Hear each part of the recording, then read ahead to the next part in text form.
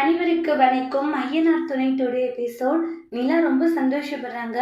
என்னங்க ரொம்ப சந்தோஷமான்றாங்க. சந்தோஷம் இல்லாதப்ப இருக்குமா? எனக்கு உண்மையிலே அவ்வளோ சந்தோஷமா இருக்கு.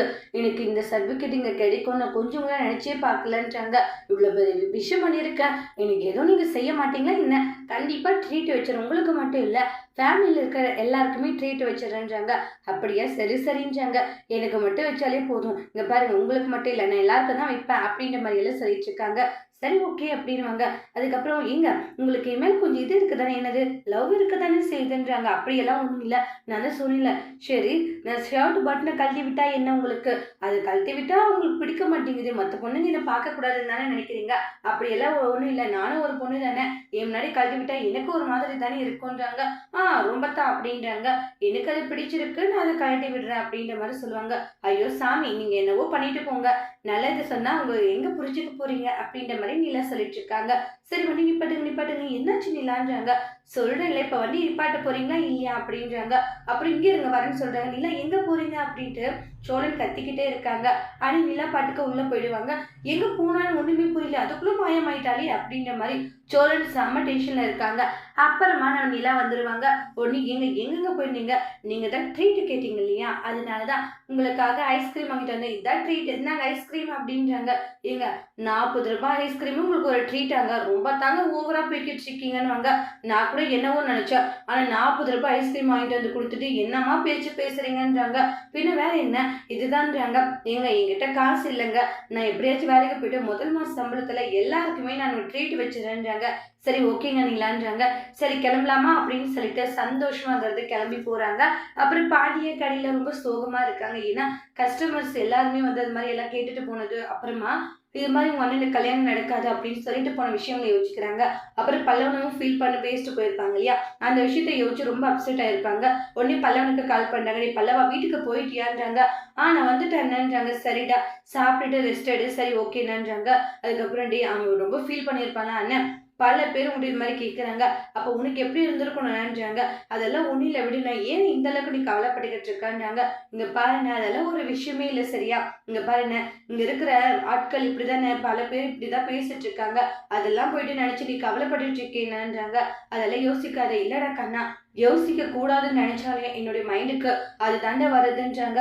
எப்படா ஆளுங்க நம்ம சுத்தி என்ன நடக்குதுன்றதை தெரிஞ்சுட்டு ஏதாச்சும் கஷ்டப்படுத்தணும்னு நினைப்பாங்களான்றாங்க. ஆனா அப்படிதானே பாதி பேர் இருக்காங்க இங்க அப்படி பேசிட்டு இருப்பாங்க. அதுக்கப்புறம் என்ன பாண்டியா என்ன பண்ணிக்கிட்டு இருக்கா அப்படின்னுவாங்க. அண்ணன் ரொம்ப அப்செட்டா இருக்கா. அப்படியான்றாங்க. ஆமா, உன்னுடைய அண்ணி நிலா நீ இங்கதான் இருக்கிறதா கேள்விப்பட்டேன், அவங்க இங்கிருந்து போலியாமே, எப்படியோ நல்லதா போச்சு போன்றாங்க. அவங்க இங்கிருந்து போயிருந்தாங்கன்னா அப்புறம் நம்ம கல்யாணம் பண்ணிக்கிறது கொஞ்சம் டவுட்டா தான் இருந்திருக்கும், ஆனா இப்ப எந்த ஒரு சந்தேகமும் இல்லைன்றாங்க. இனி நம்ம எதுக்குமே கவலைப்பட வேண்டாம், நம்ம இனி தாராளமா கல்யாணம் பண்ணிக்கலாம் அப்படின்ற மாதிரி சொல்றாங்க. சீக்கிரமா நம்ம கல்யாணம் பண்ணிக்கணும் பாண்டியா, என்னோட வீட்டுல வந்து பொண்ணு கேளு சரியா, அப்படி ஒத்துக்கிட்டாங்கன்னா கூட்டு நோடின்றது, நம்ம ரொம்ப இதாவும் கல்யாணம் பண்ண தேவையில்லை அப்படின்ற மாதிரி எல்லாம் சொல்லிட்டு இருக்காங்க. உடனே வந்து பாண்டியை யோசிச்சுட்டு இருக்காங்க.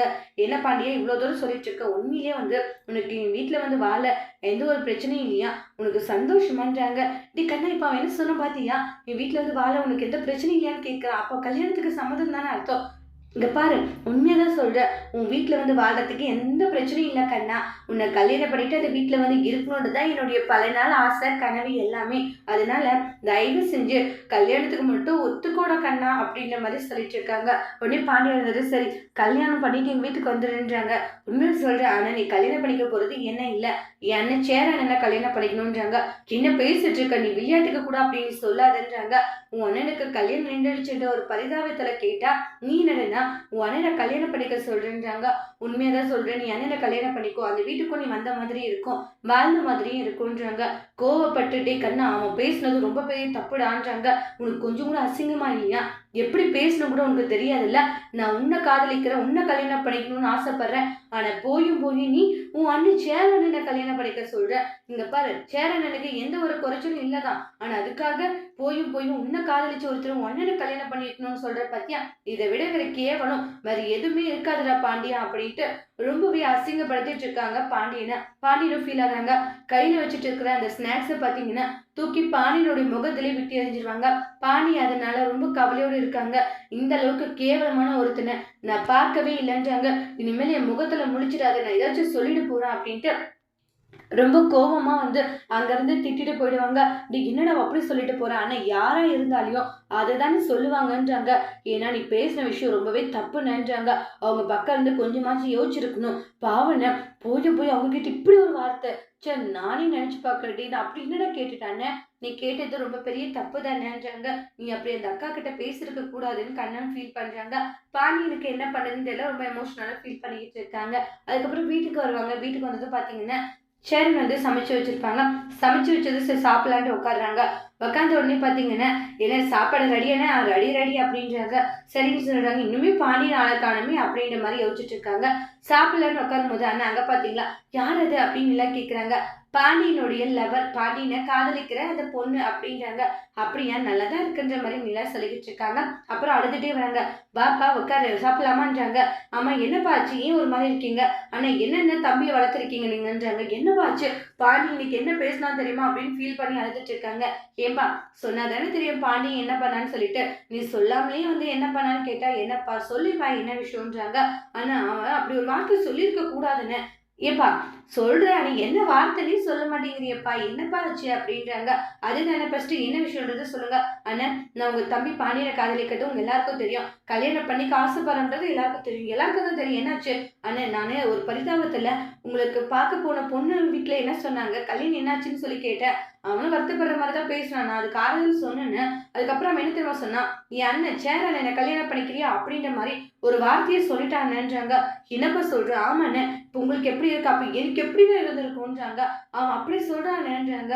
"கொஞ்சமாச்சும் மனசாட்சின்னு அவனுக்கு இருக்கா?" அப்படின்னுவாங்க. இந்த இடத்துல சோழனும் நம்மளுடைய பல்லவனும் பயங்கரமா சிரிச்சுக்கிட்டு இருக்காங்க.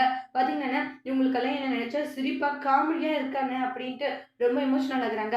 பாண்டியன் கேட்டது தப்புதான்ப்பா. அவன் அப்படி கேட்டிருக்க கூடாதுன்றாங்க. "அண்ணன் அவன் அப்படி கேட்டது என்னால தாங்கிக்கவே முடியலன்றாங்க." "அண்ணன் இனிமேல் அவன் பின்னாடி நான் வந்தேன்னா பார்த்துக்கோங்கண்ணே. இனிமேல் அவன் பின்னாடி வரமாட்டேன். நான் அவன கல்யாணமும் பண்ணிக்க மாட்டேன்னுன்றாங்க."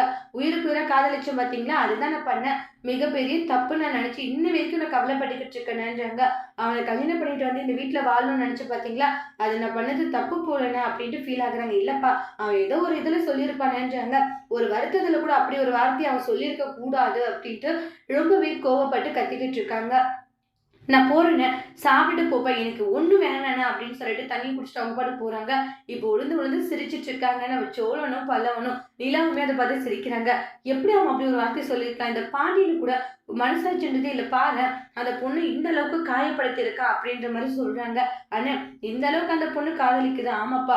உண்மையிலேயே பாண்டியன இந்த பொண்ணு நெறைய காதலிக்குது.